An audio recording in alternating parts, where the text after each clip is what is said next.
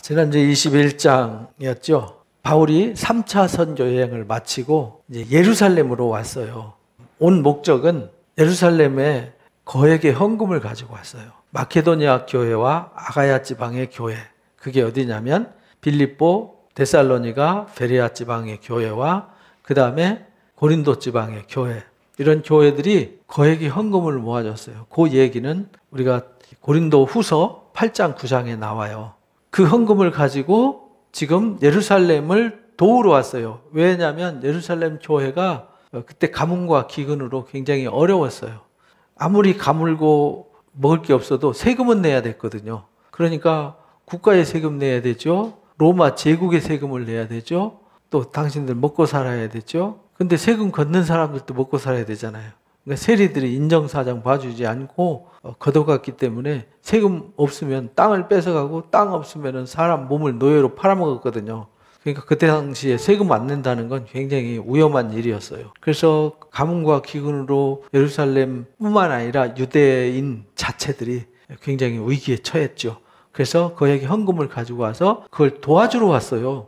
그리고 이제 3차 선교까지 하고 선교 보고를 한 후에 예루살렘 교회의 지지와 후원을 받고 로마로 가서 로마의 지지와 후원을 받아서 스페인 땅끝까지 가려고 계획을 세운 거예요. 복음이라고 하는 것은 나 혼자 하는 게 아니잖아요. 당시에 복음은 12사도 공동체를 통해서 시작이 되었기 때문에 항상 뭐든지 12사도 공동체와 항상 협력이 돼야 됐어요. 사도 바울은 안디옥 교회에서 선교 파송을 받았잖아요. 그것도 본인이 가겠다고 나선 것이 아니라 기도 중에 성령이 두 사람을 세웠잖아요. 두 사람을 세워가지고 여기 13장에 보면 그렇게 말했잖아요. 안디옥 교회 선지자 교사들이 있는데 주를 섬겨 금식할 때에 성령이 이르시되 내가 불러 시키는 일을 위하여 바나바와 사울을 따로 세우라 해가지고 이건요 하나님이 성령으로 선교사로 파송한 거지 나는 이방 선교사로 나 혼자 나갈 거야 해갖고 나간 게 아니에요. 그래서 하나님이 이 사울이라는 바울을 따로 세워가지고 금식하며 기도하고 두 사람에게 안수해서 보낸 거거든요. 바울은 공동체에 파송을 받은 사람이지 바울 개인이 알아서 간 사람이 아니에요. 그러다 보니까 이 안디옥 교회는 어디서 파송된 거냐면 예루살렘 교회에서 파송되었어요. 그 예루살렘 교회에서 거기 지도자들을 세웠는데 감당이 안 되니까 바나바가 파송받았고 바나바가 혼자 감당이 안 되니까 사울이라는 청년을 초청해가지고 안디옥 교회를 든든히 세웠고 그 교회가 든든히 세워지니까 이방 선교를 위해서 파송을 받았던 거죠. 그러니까 교회는 늘 뭐 하는 곳이냐면 파송하는 곳이에요. 모이기만 하는 곳이 아니라 모이는 교회가 되면 안 돼요. 파송하는 교회가 돼야 되지. 모이는 교회는 이제 신생교회, 작은 교회들. 작은 교회는 일단 사람이 모여야 되잖아요. 모여서 공동체 형성이 되면 그 다음에 해야 될 일은 나가는 거예요. 들어와라 구조에서 이제 나가라 구조로 바뀌어야 되는 것이 교회의 모습이죠. 그래서 이제 1차, 2차, 3차 선교 마치고 이제 이쪽에서는 할 일을 다 했어요. 그래서 로마를 거쳐서 스페인 땅끝까지 지금 포르투갈, 스페인 있는 지역까지 가서 복음을 전하려고 시작을 한 거죠. 근데 예루살렘 교회 핍받고 환난에도 불구하고 온 이유는 예루살렘 교회 지지를 안 받고 가면 늘 갈등 요소가 생겨요. 고린도 교회가 그래서 늘 갈등이 생겨서 고린도전서 편지를 쓴 거잖아요. 나는 바울에게, 게바에게, 아볼로에게 막 이런 갈등이 생기면 참 어려워요. 그래서 예루살렘 교회 지지를 받고 예루살렘 교회도 돕고 그래서 먼 길을 돌아서 로마로 가는 거죠. 그냥 고린도에서 바로 건너가면 가깝거든요. 21장 얘기가 와가지고 바울이 폭행을 당하죠. 예루살렘에 가면 죽음이 기다린다 이래서 계속 가는 데마다 가지 말라고 했는데 바울은 나는 이 복음을 위해서는 생명도 귀한 것으로 여기지 않는다라는 20장 24절 고백처럼 그럼에도 불구하고 가이사랴에서 예루살렘에 왔는데 아니나 다를까 드로비모 사건 때문에 오해를 받아가지고 이방인을 유대인의 성전 안에는 이방인의 뜰이 있고 유대인의 뜰이 있고 여인의 뜰이 있고 제사장의 뜰이 있거든요. 근데 유대인의 뜰은 이방인은 못 들어가요. 간판에 이렇게 써붙였어요.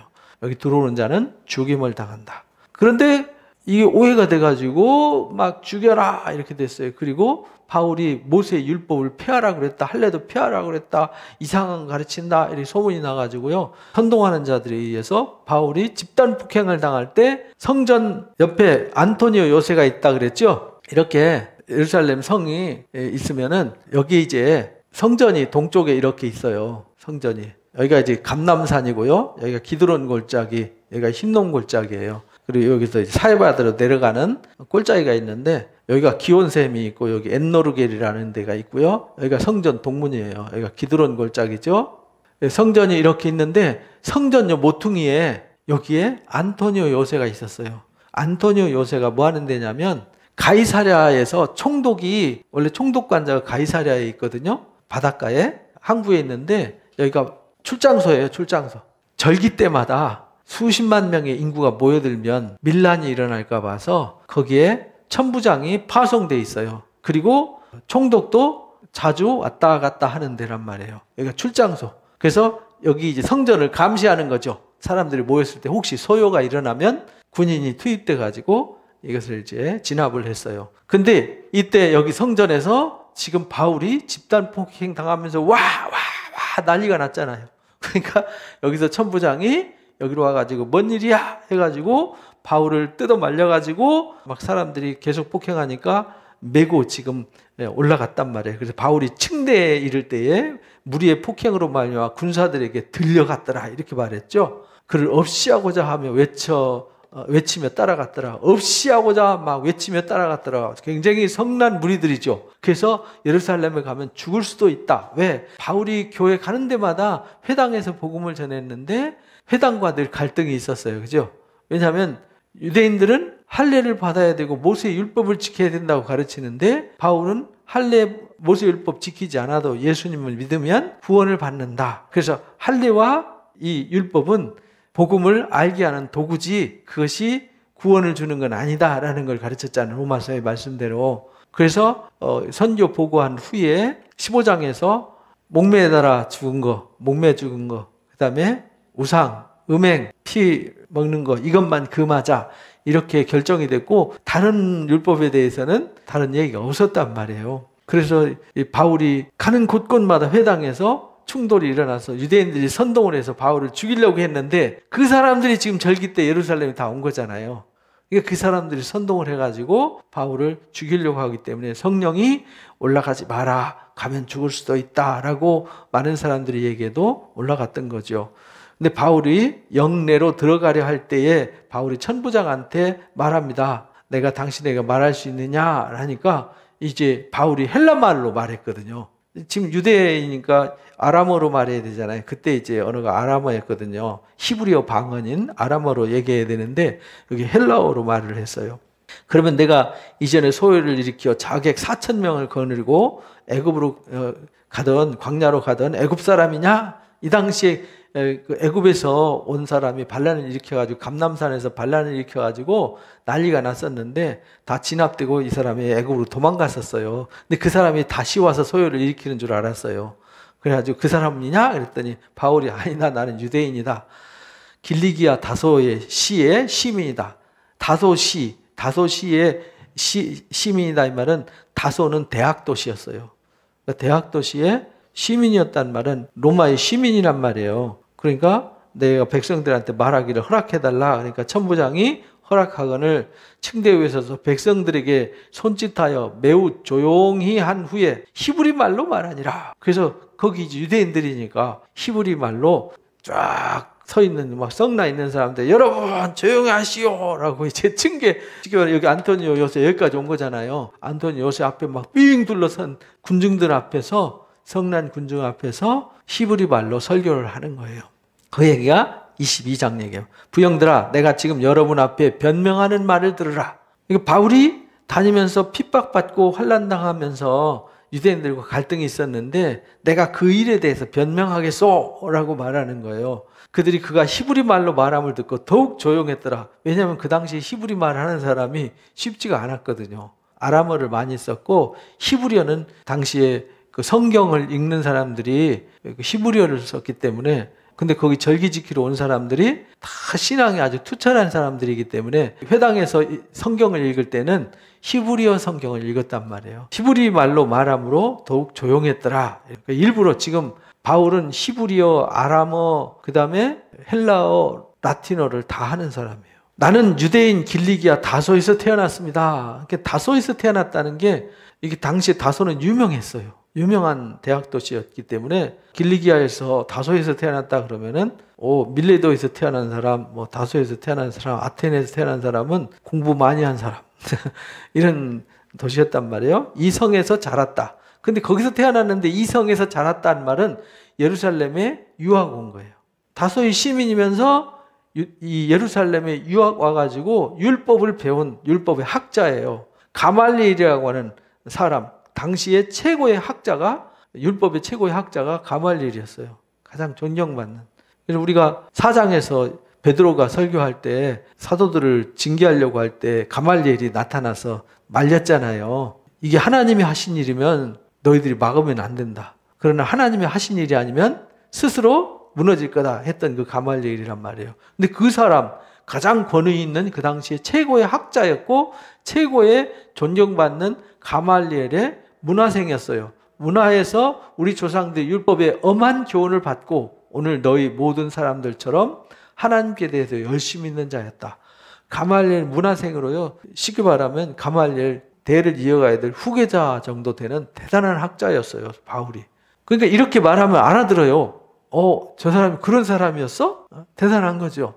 내가 이 도를 박해했다. 그래서 내가 그런 대단한 율법 학자였다. 그런데 내가 예루살렘에 공문을 청해가지고, 그것이 이제 9장 얘기잖아요. 9장에 대제사장한테 공문을 받아가지고 다메섹까지 가서 예수 믿는 사람들을 핍박했어요. 이 도를 박해하여, 예수 믿는 사람들을 박해하여 사람을 뭐 하기까지 했어요? 죽이기까지 했고 남녀를 결박해서 옥에 넘겼던 사람이다.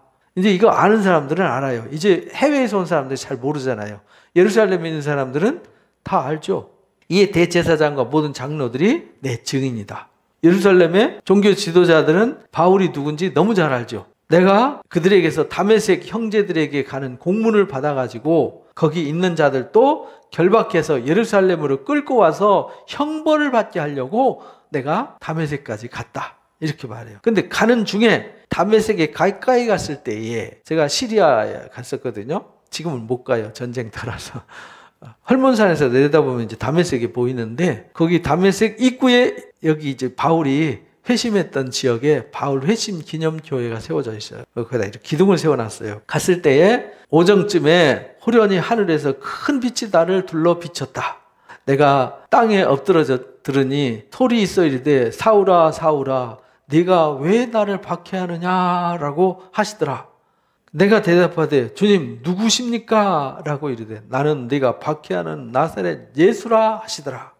그래서 여기서 이제 우리가 잘 보셔야 될 것은 그냥 바울이 말하는 게 아니라 첫 번째 말하는 건 뭐냐면 내가 누구냐. 언제 누구냐면 내가 예수 믿기 전, 예수님 만나기 전, 예수님을 만나기 전 나는 누구냐. 그래서 이제 before 약자 써서 이제 B로 씁니다. before. 예수님 만나기 전에 나 이런 사람이었어. 근데 두 번째 지금 사건이 나오죠. 만남. 사건이죠. 이벤트. 이자 씁니다. 나와 함께 있는 자들도 이 빛을 보면서도 나에게 말씀하시니 소리는 듣지 못하더라. 바울만 들은 거죠.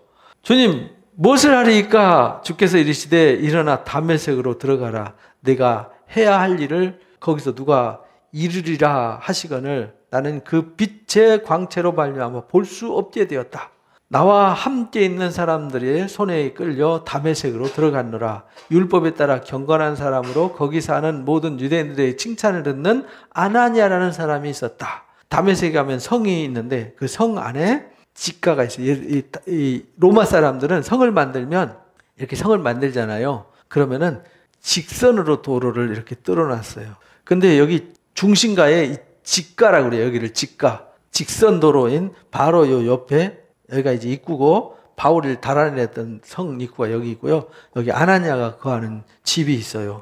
거기로 가라. 내게 와 곁에 서서 말하되 형제 사울아 다시 보라 하거늘 즉시 그를 쳐다보았노라. 그가 또 이르시되 우리 조상의 하나님이 너를 택하여 너로 하여금 자기 뜻을 알게 하시며 그 의인을 보게 하시고 그 입에서 나오는 음성을 듣게 하셨으니 내가 그를 위해서 모든 사람 앞에서 내가 보고 들은 것을 증언하는 증인이 되리라. 이렇게 말씀하셨다. 이제는 왜 주저하느냐? 일어나 주 이름을 불러 세례를 받고 너의 죄를 씻으라 하더라. 그래서 죄를 씻음 받고 구원을 받았어요. 그래서 세 번째, 세이비어, 구원을 받았다는 거죠. 셀베이션, 구원을 받았어요. 주님을 만나기 전에 율법 학자였어요. 대단한 복음을 믿는 사람들을 핍박하고 죽이고 감옥에 집어넣는 사람이었어요. 근데 주님을 만났어요.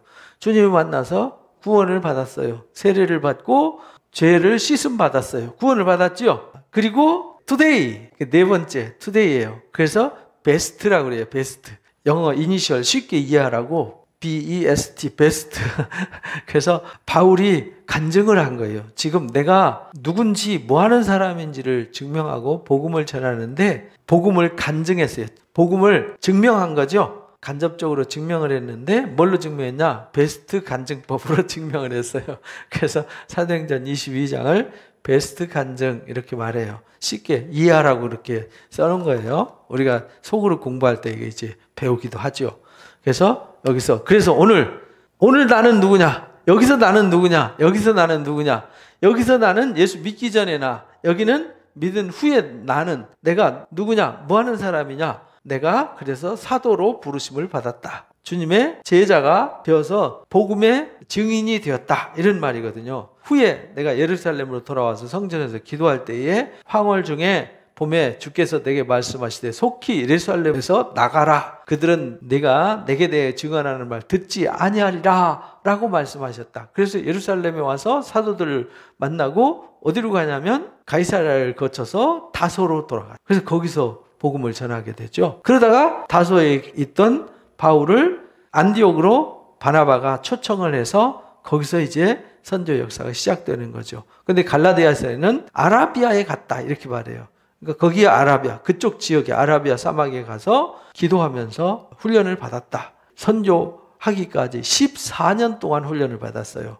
선교사가 돼서 파송되기까지 14년이라는 기간 동안을 훈련받고 나가요. 그래서 바울이 회심할 때가 34년이었어요. 근데 선교사 파송받을 때가 47년 8년경이었어요. 이게 약 14년간 훈련을 받은 거죠. 내가 말하기를 주님 내가 주를 믿는 사람들을 가두고 또 각각 회당에서 때리고 주의 증인 스데반의 피를 흘릴 때 내가 곁에 서서 찬성하고 죽이는 사람들 옷을 지킨 줄을 그들도 아나이다. 내가 누군지 다 압니다. 나더러 이르되 떠나라. 내가 너를 멀리 이방인에게로 보내리라 하셨느니라. 주님이 말씀을 듣지 않으니까 이 사람들 다 알고 나를 이렇게 반대하던 사람들, 내가 핍박자였는데 내가 지금 회개하고 예수 믿는다는 거 다 압니다. 그리고 내가 스데반 순교할 때 증인이 됐다는 거 다 압니다.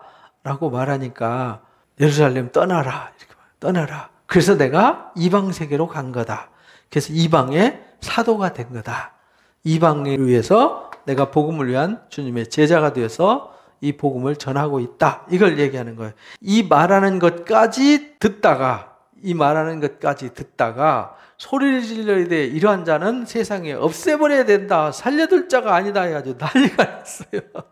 떠들며 옷을 벗어던지고 티끌을 공중에 날리고 하면서, 왜냐하면 성난 유대인들은 안 그래도 지금 아시아 지역에서 고린도 교회에서 데살로니가 지역에서 난리가 났었잖아요. 도망다니다시피 복음을 전했는데 예루살렘에서 이게 잘 걸렸다. 그러니까 저놈은 죽여야 된다 해가지고 예수님을 십자가에 못 박듯이 사도 바울을 아주 심하게 핍박하게 돼요. 그래서 옷을 벗어던지고 티끌을 공중에 날리면서 막 얼마나 화가 났는지 모습이 보이죠. 티끌을 막 뒤집어 씌우면서 이게 애통한 거, 화가 난 거를 이 사람들이 이제 표현하는 거거든요. 옷을 막 겉옷을 던지고 찢고 하면서 그렇게 하니까 천부장이 야 이거 안 되겠다. 바울이 변명하도록 기회를 줬는데 이들이 듣고 베드로가 설교할 때 그들이 회개하고 3,000명, 5,000명 회개하고 돌아왔던 거와는 전혀 다른 상황이 생긴 거죠. 왜냐하면 바울은 이방 세계에 가가지고 이방인을 전도했잖아요. 그리고 유대인들을 전도해가지고 회당에서 끌고 나갔단 말이에요. 회당에서 쫓겨났잖아요. 그래서 가정교회를 세웠잖아요. 회당에서 예배 안 한다는 것도 이해가 안 되고 그렇잖아요. 예배는 항상 어디서 해야 돼요? 회당에서 해야 되는데 회당도 아니고 가정교회 세웠죠. 거기도 유대인들 데리고 나갔죠. 그리고 이방인들과 함께했죠. 율법은 가르치지도 않고 오히려 십자가의 복음만 전하죠. 이러니까 이 일에 대해서 화가 많이 났는데 아니나 다를까 지금 바울이 예루살렘 와가지고 하는 얘기 들으니까 그게 사실이 돼버렸잖아요. 그죠? 그래서 내가 믿기 전에 난 핍박자였다. 너희들하고 똑같은 핍박자였다. 근데 내가 다메섹으로 가다가 주님을 만났다. 그를 통해서 내가 세례받고 죄 씻음 받아서 구원을 받았다. 그리고 내가 이 복음을 전하는 자가 되었다. 지금 복음을 위해서 내가 이렇게 이방의 선교사로 파송받아서 1, 2, 3차 선교하고 지금 여기 와서 이러고 있는 거다. 오늘날 내가 지금 현재 상태를 말하는 거죠. 그래서 지금 여기에 여러분한테 지금 복음을 변증하고 있는 것이다. 그랬더니 막 난리가 났어요. 천부장이 바울을 영내로 데려가라. 그래서 천부장이 야, 안 되겠다. 야, 바울 영내로 데리고 들어가. 이래가지고 데리고 들어갑니다. 그들이 무슨 일로 그에 대하여 떠드는지 알고자 했더라. 그리고 채찍질하며 신문하라. 이렇게 말해요. 도대체 왜 이 유대인들이 저놈은 죽여야 된다고 난리가 났느냐. 한번 알아봐야겠다. 신문해라. 채찍질하면서 신문하라. 이 채찍은 로마인들이 채찍하는 건 예수님이 십자가 지시에 때린 채찍인데 가죽 끈 끝에다가 뼈 조각과 납 조각을 달아맨 채찍이란 말이에요. 기둥에다 매달아 놓고 등짝을 때리면요 살이 뜯겨요. 찢기고 뜯기는 무서운 채찍이라고요. 가죽줄로 바울을 그래서 기둥에다 붙들어 매요. 예수님 신문할 때 똑같이. 바울이 곁에 서 있는 백부장한테 말합니다. 너희가 로마 시민 된 자를 죄도 정하지 않고 채찍질할 수 있느냐? 이 지금 천부장이 로마 시민이잖아요. 근데 로마 시민은 법정에서 죄로 정죄 당하기 전에는 절대 감옥에 넣거나 채찍질할 수 없어요. 근데 지금 바울이 옷 다 벗겨지고 기둥에 묶여가지고 채찍 딱 들고 있을 때 옆에 채찍 들고 있는 백부장 그 하인들한테 말해요. 당신들은 로마 시민을 죄도 정하지 않고 재판도 안 한 상태에서 이렇게 채찍질하는 게 맞는 거냐? 라고 물어요. 백부장이 듣고 놀래가지고요. 듣고 가서 천부장에게 전하되 이 말은 백부장이 놀래서 간 거예요. 여긴 표현이 없는데 백부장이 놀래서 간 거예요. 만약에 이 채찍질한 것이 문제가 돼가지고 총독한테 상소를 하고 황제한테 상소를 하면 이 천부장은 물론이거니와 거기에 총독도 해고될 수 있어요. 그만큼 로마 시민이 대단한 권세를 가지고 있었고 로마법이 강력했어요. 그 큰 나라를 경영하는데 법이 강력했어요. 12동판법이라고 로마법이 그때 유명했어요. 지금 현대 법의 기초가 되는 것이 로마 12동판법이에요. 이 당시에 로마법이 지금 현대 법의 기초가 되는 거예요. 12동판법이 그만큼 유명해요. 그래서 백부장이 듣고 가서 천부장한테 구합니다. 어찌하려느냐? 큰일 났다. 이는 로마 시민이라고 그러더라. 아니 로마 시민인데 이거 죄도 안 정하고 끌고 와가지고 기둥에다 묶어놔놓고 채찍질하고 그러는데 이거 어쩌려고 그러냐? 진짜 때려도 되냐? 이거 묻는 거예요. 그러니까 천부장이 놀래가지고 와서 바울한테 말합니다. 네가 진짜 로마 시민 맞아? 이렇게 물어봐요. 그랬더니 그렇다. 천부장이 말하되 나는 돈을 많이 들여가지고 시민권을 얻었다. 이게 천부장이 나중에 루시아로 나오거든요. 이 사람은 노예로 있다가 돈을 많이 벌어가지고 돈 주고 노예에서 해방된 해방 시민이란 말이에요. 로마 시민도 보이지 않는 계급이 있어요. 우리나라도 조선 말기에 중인, 상민, 양반 이렇게 나누고 천민들 나눴었잖아요. 근데 그때 양반도 돈 주고 산 양반이 있었고 조상 대대로 양반인 사람이 있어요. 그때에 조상 대대로 양반인 사람과 돈 주고 산 양반과는 격이 달랐어요. 돈 주고 산 양반은 양반이지만 뼈대가 양반인 집안 앞에서는 고개를 숙였단 말이죠. 근데 여기서 나는 돈을 많이 들여가지고 시민이 됐는데 너는 어떻게 해서 시민이 됐니? 그러니까 바울이 이르되 나는 태어나면서부터 시민이었어. 이 말은 나는 원래 뼛속부터 로마 시민이야. 이렇게 말하는 거거든요.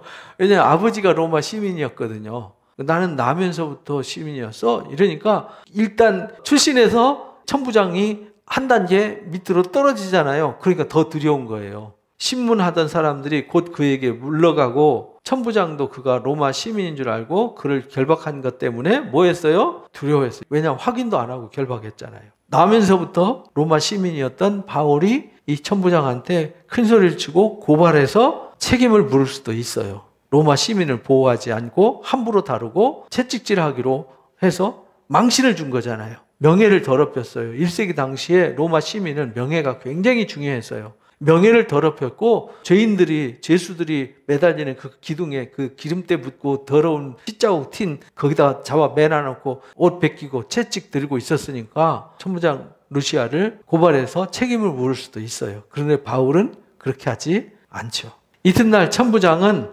유대인들이 무슨 일로 그를 고발하는지 진상을 알고자 했더라. 그래서 그 결박을 풀고 명하여 제사장들과 온 공회를 모으고 바울을 데리고 내려가서 그들 앞에 세우니라.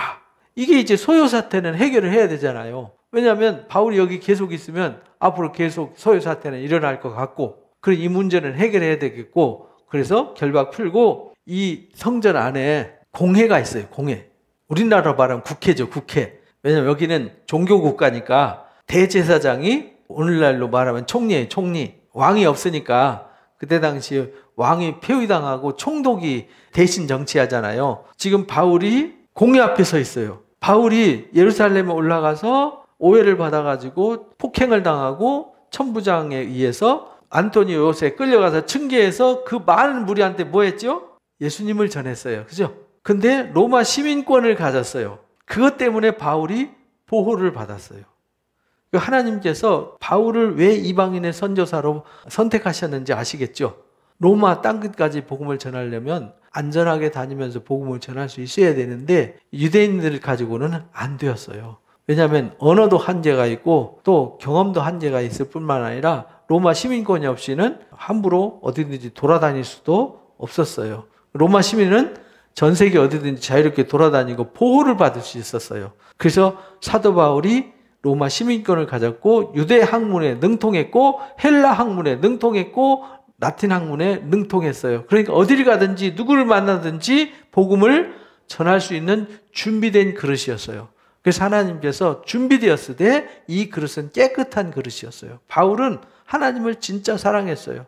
예수님을 핍박할 때에도 하나님을 사랑한다고 생각해서 핍박을 한 거예요. 몰라서 그런 거죠. 근데 주님을 만나고 나서는 내가 몰라서 그랬구나. 그래서 회개하고 죄사함을 받고 이제 복음을 위해서 목숨을 내놓는 위대한 사도가 된 것이죠. 그리고는 지금 로마 시민권 때문에 천부장 루시아로부터 보호를 받아서 천부장 루시아와 대동해서 공회에 서는 거예요. 공회에는 누가 서냐면 제사장과 함께 70명의 공회원들이 서는 거예요. 제사장들과 온 공회를 모았더라. 그래서 70명의 공회원들이 모이는 거예요. 이 공회에서 뭘 하냐? 여기 진상을 알고자 해서 결박 풀고 이제 끌고 갔는데 여기서 바울이 복음을 전하는. 그게 이제 23장 얘기예요. 그러니까 바울은 기회만 되면 뭐 해요? 복음을 전해요. 사람 많이 모으면 오히려 기죽고 큰일 났다가 아니라 오히려 그것이 기회, 위기를 기회로 삼아. 공회에 서면은 공회에서 복음을 전하고, 총독 앞에 서면 총독한테 복음을 전하고, 왕한테 서면 왕한테 복음을 전하고, 회당에 가면 회당에서 복음 전하고, 길거리 가면 길거리에서 복음을 전하고, 바울은 앉으나 서나 어디를 가나 때를 얻든지 못 얻든지 복음을 전했어요. 그래서 디모데한테 내가 때를 얻든지 못 얻든지 복음을 전하라고 가르쳐요. 공회에 서게 된 과정 얘기가 이제 22장 얘기입니다. 하나님께서 어떤 일을 할 때 바울은 거기 올라가면 죽는다. 그래서 제자들도 다 올라가면 죽는다 생각했고 잡혀서 집단 폭행당할 때 아이고 내가 저럴 줄 알고 올라가지 마라 그랬는데 저러다 죽는다. 근데 제자들이 나설 수도 없잖아요. 거기서 어떤 구명활동도 못해요. 왜냐하면 성난 군중들 앞에서 천부장한테 잡혀갔으니 죽었다. 왜냐하면 일반 로마 시민이 아닌 사람들은 천부장한테 한번 끌려가면 그 가죽끈으로 채찍을 당해서 징계를 당하면 끔찍하게 매맞고 나온단 말이죠. 감옥에 갇히게 되고 죽을 수도 있어요. 그런 상황인데 바울은 그걸 두려워하지 않았어요. 유대인을 두려워하지 않았어요. 로마의 천부장을 두려워하지 않았어요. 오직 하나님을 두려워했죠. 왜냐하면 예수님이 마태복음 10장에 제자들 파송하면서 너희가 사람 두려워하지 마라. 너희를 지옥에 집어넣으시는 하나님을 두려워하는 자가 되어야 된다. 라고 가르쳐 주셨어요. 그래서 바울은 죽으면 죽으리라는 믿음으로 갔어요. 그런데 여기서 이 고비를 못 넘기면 로마와 땅끝까지 가는데 어려움이 있었어요. 그래서 이 위기를 이기기 위해서 바울이 얼마나 많이 기도했겠어요. 여기 나오지는 않지만 사도행전의 모든 내용이 다 기록된 건 아니거든요. 바울이 이 일을 위해서 그냥 넉넉히 있다가 올라가서 이런 일 당하는 게 아니에요.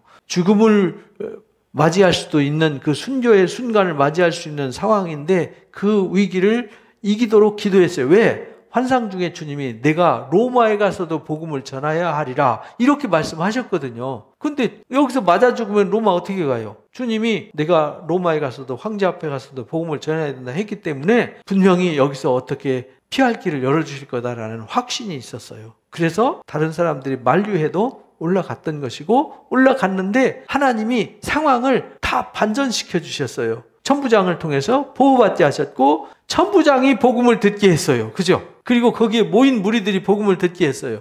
그리고 이 복음의 덩어리인 바울을 공회 앞에 세웠어요. 그러니까 바울이 기회는 이때다라고 해서 그 사람들한테 복음을 전할 수 있는 거. 누가 거기 가서 복음을 전하겠어요? 누가 가서 거기서 십자가의 복음을 전하겠냐고요. 근데 바울이 거기 가서 복음을 전했어요. 그러니까 이들은 하나님 앞에 핑계할 말이 있을까요? 없을까요? 핑계할 말이 없는 거죠.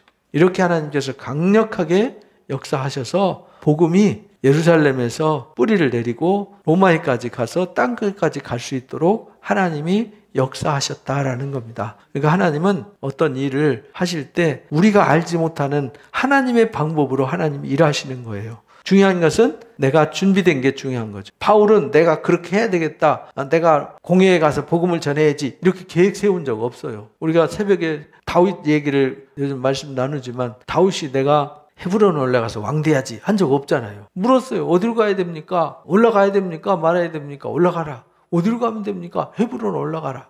가서 제가 왕 돼야 됩니까? 왕 어떻게 해야 됩니까? 물어보지도 않았어요. 그냥 다 자기를 따라왔던 그 600명의 용사들 있잖아요. 헤브론의 성읍들에 다 흩어버렸어요. 다른 사람들 같으면 야 궁전 짓고 나 왕이야. 내 말 들어. 그래가지고 너희들 나를 섬겨야 돼. 이렇게 해가지고 왕궁을 세웠을 텐데 그냥 다 흩어버리고 그냥 있었어요. 근데 하나님이 다윗이 그렇게 될 수밖에 없도록 상황을 이끌어 가시잖아요. 다윗이 일한 게 아니라 하나님이 일하셨어요. 바울도 마찬가지잖아요. 복음을 전하고 땅끝까지 복음을 전하러 가는데 바울이 일하는 게 아니에요. 바울이 성령을 통해서 하나님이 일하시는 거예요. 그러니까 하나님의 일은 사람이 하는 것이 아니라 하나님이 하는 거다. 오늘날도 마찬가지예요. 그건 그때만 그런 것이 아니라 오늘날도 교회가 요즘 예배도 자유롭게 못 드리고 핍박받잖아요. 차별 당하잖아요. 다른 데는 사람들 모여서 밥 먹고 막 술 먹고 막 난장판 치고 공연하고 해도 그냥 놔두잖아요.